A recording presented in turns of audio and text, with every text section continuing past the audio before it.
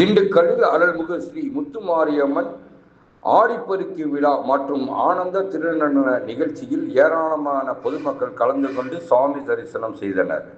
திண்டுக்கல் நாகல் நகர் அருகே ஆசாரி சந்தி பகுதியில் ஸ்ரீ முத்துமாரியம்மன் சங்கர் மற்றும் ஆனந்த நடராஜன் திருக்கூட்டம் சார்பில் 26ஆம் ஆண்டு உற்சவ விழா நடைபெற்றது. விழாவை முன்னிட்டு அருள்மிகு ஸ்ரீ சிவகாம சுந்தரி சமேத ஸ்ரீமத் ஆனந்த நடராஜ மூர்த்திக்கு வருடாபிஷேகமும் லட்சார்ச்சனையும் மற்றும் மகா தீபாராதனையும் நடைபெற்றது.